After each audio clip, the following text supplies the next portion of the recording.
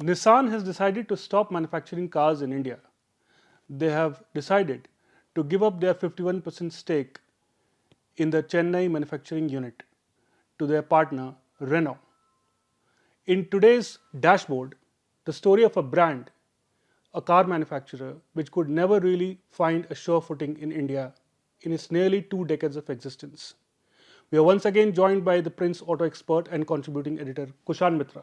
Welcome, Kushan. Thank you, Welcome Anurag. to the Print. What is this? First thing first, just get it out of for our viewers. What is this deal that's happened for the Chennai plant? So this goes back a few months, if you recall. There was this talk of a Honda, Nissan, Mitsubishi merger. Right. Now, a month ago, that fell through. So talks were called off. Nissan has been not healthy for the last few years. Now, there are many reasons for that we'll come to in the conversation. But Nissan's in a crisis right now. And even during the initial merger talks, I had posted what's going to happen to the plant at Oragadam, which when Nissan owned a 51% stake and Renault a 49% stake. It's a very complicated story, goes back to the Nissan Renault alliance, but what basically this is, Renault has bought out Nissan's 51% stake. Renault will be running the plant at Oragadam. It's a very large plant. It's got a production capacity of 480,000 units per year, which is very large for a single plant. So now Renault owns the plant at Oragadam. The technical center is still a joint venture, but yes, from a manufacturing point of view, Nissan will not be manufacturing the cars. They will be contracting Renault to manufacture the cars for them. Right. That's the plan. I mean, the deal is yet to go through. Some reports are saying it'll. I mean, because it'll also be come under the regulatory scrutiny, and it will probably go through in probably next 3-4 months. It'll be solidified. But Kushan, coming back to Nissan, what has been is, I mean, as you say, this particular development is also linked to its overall health. How has it been its India story? If you could take our viewers back in Wow. time. Nissan's India story is a long one. Actually goes back a long way when they launched the Micra. They came with their supercars, the Z series. They had some imports, but Nissan began their own story in India first with the Micra small car. Very nice small car. It was the first ad campaign for Ranbir Kapoor, if you remember.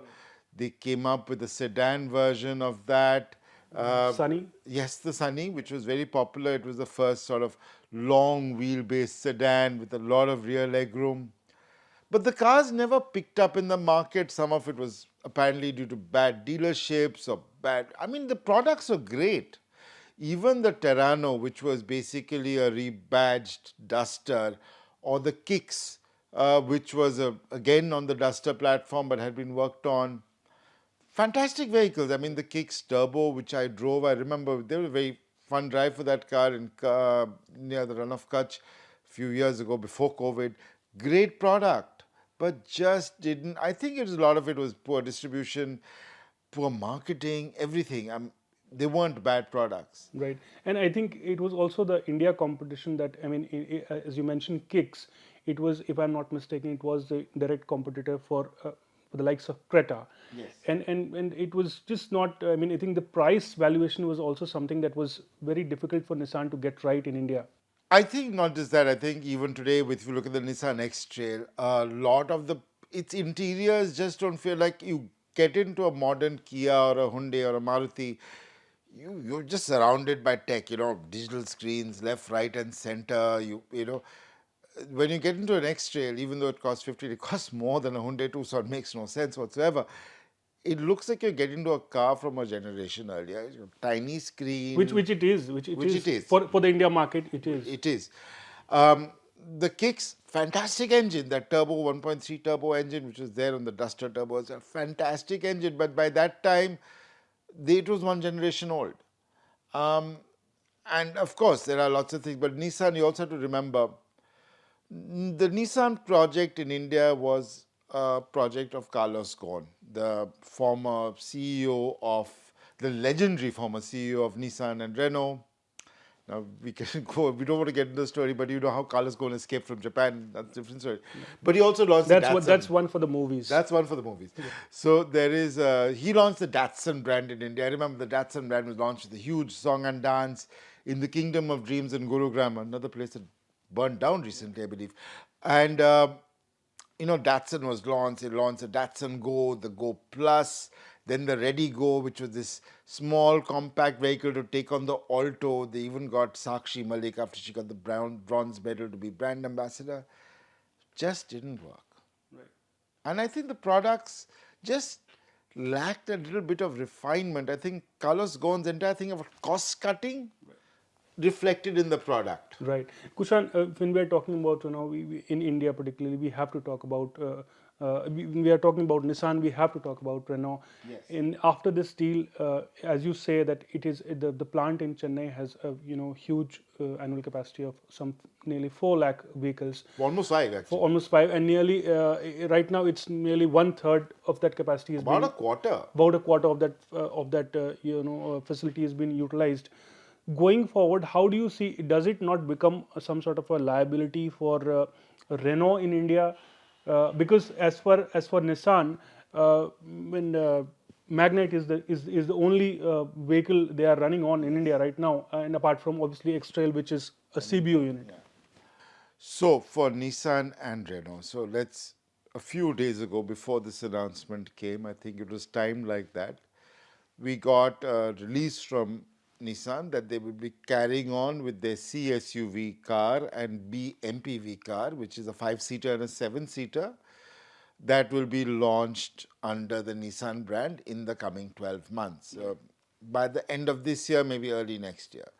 These will be based on the Duster platform, the third generation Duster platform. Renault will also be bringing out the third generation Duster. We don't know if they'll call it the Duster, and what the extended wheelbase Duster, which they call the Bigster in Europe. Right. These are both cars actually made by Dacia, which is their Romanian brand. So this is going to carry on. Renault also has very few products in the Indian market right now. They only have the Triber and the Kiger.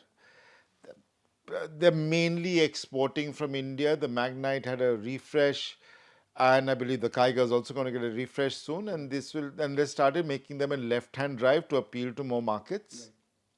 Right. Earlier, the India plant was only making right-hand drive, so now they're making left-hand. So at least they're getting up to 100,000 capacity. Right. I expect with the new Duster and the Nissan version of the Duster, hopefully there will be some sales. The C-SUV, despite a slowing market this year, hopefully the C-SUV segment will continue to grow. Kushan, this is very interesting that you bring up. How do you see this at the management level for both Nissan and Renault? I mean, barely 3 weeks ago, they generate news by announcing these new vehicles, sort of just to, stir up the market, the buyers in India, and then this kind of an announcement. Don't you think something like this maybe should have been preceded by the announcement of the products? That's why I think Nissan did the release a few days before this announcement. In fact, Renault has said that they'll be doing an event in Chennai to announce something later this month. I expect to be going down there to see what they're going to be announcing. Right. Hopefully, we even get to see the products. Right. But the market has to see the products, and I hope Nissan Renault are not too late. I mean, for the last. I actually just wanted to see it in terms of a bad PR or bad. Yeah, I think Nissan did the right thing by announcing these products are still coming. Okay. They just did these shadow images. So I think there was an indication that something would be announced, that they wanted to say that we will still bring these products. They want to get ahead of the market, because if this announcement happened and then they say, no, we're still doing the products, that would mean pathetic PR, because it also destroys confidence of dealers. And you have to keep in mind, right now, dealers are also struggling across the country, because as I said, sales are weak, so they have a huge amount of stock. Um, Dealers have also been burnt by brands like Ford and General Motors leaving India. So they don't want to see another brand leave India. And dealers make huge announcements. And for Nissan, if we are talking about the India story, we just can't not talk about what's happening globally for Nissan Yes. in two of its biggest markets, US and China. So, what are the kind of challenges they are facing in their in the biggest markets? Nissan was big in China. Nissan was very big in China. But as you see in the Chinese market, China has moved completely to new energy vehicles, as they call it, which is either battery electric or hybrids.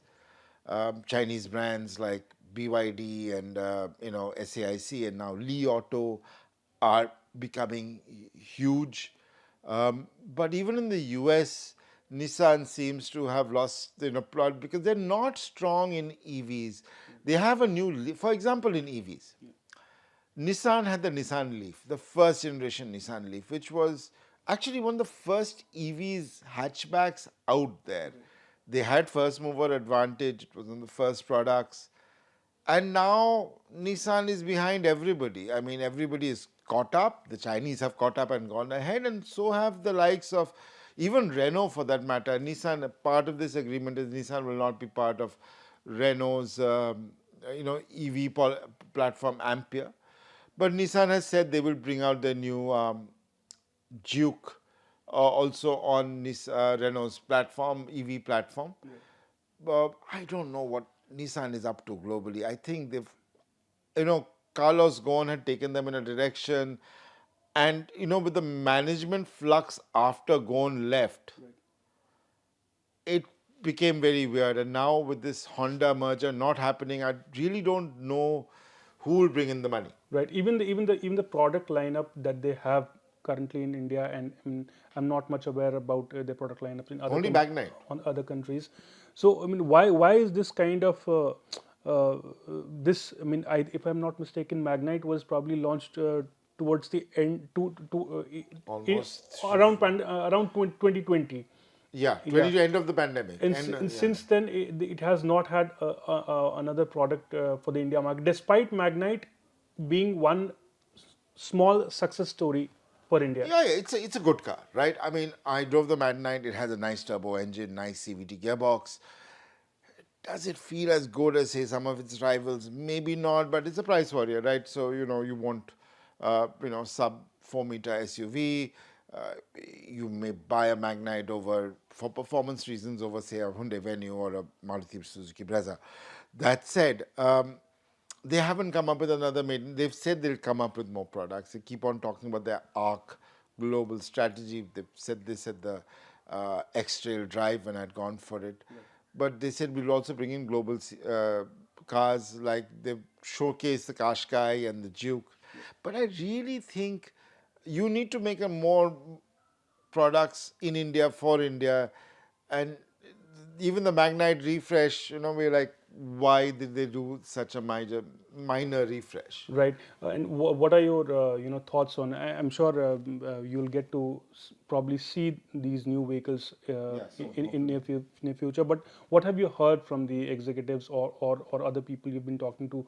But what kind of, because Magnite itself was late to the party. Yes, it was. And now, but because that segment in India is so strong, it's not going anywhere. They still have the time to sort of come up with a product that can still sort of chip off some market share from that SUV segment. I think both Nissan and Renault need to get their act together in terms of products, marketing, PR. You have brands like Kia, which have come out pretty much out of nowhere in the last 5 years since the pandemic. So you have to catch up. They are selling 2,500 cars odd a month. Between the two brands, they are just over 1% of the market. Well, India, as I've said, there is going to be growth. It's the third largest market in the world. I think they should come up with, like, Nissan has the new Kicks in the US market, which looks brilliant. I mean, why can't you bring that product in? Right. Of course, you bring it on whichever platforms are coming in. So I think I think the brand should do a bit more, I think, understanding the Indian customer, is better. So when they understand the Indian customer, what Indian customers want, I might not agree with it, but they want big sunroofs, they Right. want digital displays, all of that. Right. So So with its US and China markets, struggling, Nissan just can't afford to, yeah, ignore India. That's what Kushan is saying, and that's and I what. think that to do it globally also. I mean, they are in a financial struggle. That's why I think the marriage between Honda and Nissan was being organized by the Japanese government. Right. There is another thing, which is that Foxconn, the maker of iPhones, Right. Taiwanese maker of iPhones, had actually talked about buying Nissan. So that's interesting because Foxconn knows. You've seen how Xiaomi has Right. got into cars. I think Foxconn also wants to make a car, Right. maybe an EV. Nissan gives it a full brand. Right. Maybe So so all maybe. sorts of development happening around Japan's third largest manufacturer, Nissan. We'll stay tuned where it goes, especially its India story. With that, we come to the end of this episode of Dashboard. Thank you, Kushan. Thanks, Anurag.